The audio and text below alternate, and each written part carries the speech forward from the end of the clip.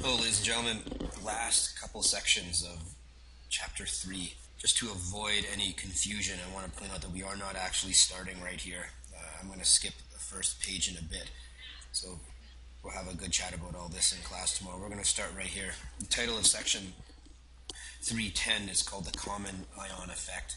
And it's basically exactly what LCP said in section 2.4. We're just going to apply it to solubility. So I have a couple of examples for you. First off, we're going to start off with a saturated solution of CaCO3 solid. It's low solubility. You can check it on your chart or just trust me, which means that I can add scoops of this to solution and eventually it will stop dissolving. Eventually we'll have a saturated solution at equilibrium. So we'll have two reactions taking place. We'll have the solid breaking down into its two ions. We'll have the two ions reforming each other to go back to the solid. The theory of solubility equilibrium. What we're going to do is we're going to disrupt the equilibrium by adding a common ion. We are going to add Ca plus 2 in a soluble compound of CaCl2. The Cl is a spectator. It's not part of anything, but the Ca plus 2 is present in the equilibrium. So I'm just going to scroll down here, show you exactly what we're doing. If this is our equilibrium near the bottom of our page, and I increase the concentration of Ca plus 2 by adding more, its concentration is going to spike up. LCP says it's going to shift in such a way to undo my change, so it's going to shift left. That's where we ended it in Chapter 2. Well, we're going to continue it a little bit here in Chapter 3. By shifting left, it's going to increase the amount of solid that is inside that solution. More solid will be made. If more solid is made, the extension in Chapter 3 is we have now decreased the solubility of that solid. Keep in mind that solubility is how much will dissolve. If you increase solubility, more will dissolve. If you decrease solubility, less will dissolve. And because we're making solid, less is dissolving, we've decreased solubility. That is the common ion effect, and I'd like to show you a couple examples of that. We're going to use the same equilibrium to keep things flowing nice and neat. There's our equilibrium. CaCO3 solid, breaking down into Ca plus 2 and CO3 minus 2.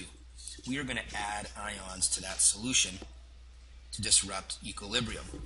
So first thing I'm going to add is calcium nitrate. The ions that we care about is Ca plus 2 and NO3 minus. NO3 minus is a spectator. It's soluble with everything. We don't care about it. So what we do care about is the Ca. So what's happening? Well, in red, I'm increasing the Ca. It's shifting left. More solid is dissolving. I am decreasing the solubility. Why? Shift left, and more solid forms. Okay. So we've added a common ion. Adding a common ion decreases the solubility. Let's try it again. I'll change my color to blue. Ions, K plus, NO3 minus. Well, NO3 minus is a spectator. It's soluble with everything. And guess what? So is K. So adding K and NO3 will have no effect. Why? Because there's no shift. Adding two spectators to this reaction doesn't change the reaction, doesn't change the equilibrium because we're not shifting it. Okay, let's try another one. Change my color, black. K plus, CO3 minus 2. K plus is a spectator. We just talked about that in the previous example. CO3 is part of this equilibrium, and we're increasing the concentration of it. If you add a common ion, it increases the concentration, and it's going to shift left. Makes more solid, decrease the solubility.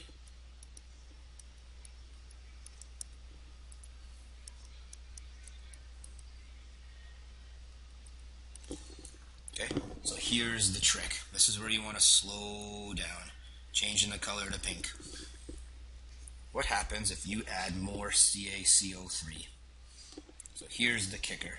When you're adding this stuff to solution, you're actually adding these as a solid compound, remember, in hopes that when it gets dumped into the solution, it dissociates. When you add more of the same initial solid, nothing will happen. Nothing. This solution is already saturated. Because it's already saturated, you can't actually add any more solid. So ions, what are you adding? None. This scoop of CaCO3 is just going to fall straight to the bottom of that beaker. It's like adding the 5th or 6th spoonful of iced tea to your glass. Nothing will dissolve. There's no effect on solubility because there's no shift. Okay. That is going to be the question you're going to have to slow down for. You're all very good at LCP and its shifting, but not in this case. This is the new one. Okay? So this is how you decrease the solubility of that initial solid. Let's do the opposite. Let's increase the solubility. So I'm going to skip ahead a little bit. Okay? To increase the solubility, you need to shift it to the right. To increase the solubility, you need to remove one of these ions. Okay, this is section 3.5. How do you remove one of those ions? Well, you need your solubility chart to look up something that has a little solubility with it. So we want to shift it to the right by adding an ion that forms a solid with one of those ions there, or both. It doesn't matter. So I'm going to skip ahead. So I want to do this example specifically in class because it's tricky. We are going to start right here. Here is my equilibrium. You don't have this written in your notes. You should. AgCl solid, double arrow to Ag and Cl. What we want to do is shift it right. How are we going to do that? We're going to try to remove Ag or remove Cl. In my example, we are going to add S minus 2 ions. But keep in mind, we can't simply add S minus 2. I'm going to add it as Na2S. So really what that means is I care about the S. So the new compound that I'm going to form is Ag2S solid. So I'm removing the ions from solution. Equilibrium is going to shift to the right to make more of it, which means more is going to dissolve. That's increasing solubility. So let's just write that down here. I am decreasing the concentration of Ag+. Equilibrium shifts right. More solid dissolves.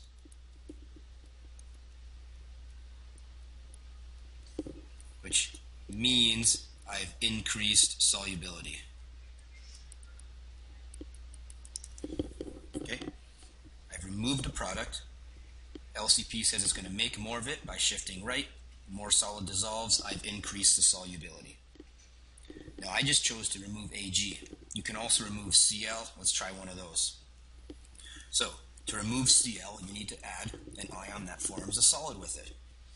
No, I'm just going to pick Pb, but I just can't say Pb. I'm going to add it as a soluble compound, PbNO3 which really is just Pb plus 2. What am I going to form? Is PbCl2 solid. I've removed the Cl minus. Equilibrium is going to shift to the right. More solid dissolves, which means I have increased solubility. That is what we're going to end in this chapter. I can increase the solubility or I can decrease the solubility. I'd like you to try this one in groups tomorrow. So I'm not going to show you the answer to that. See you later.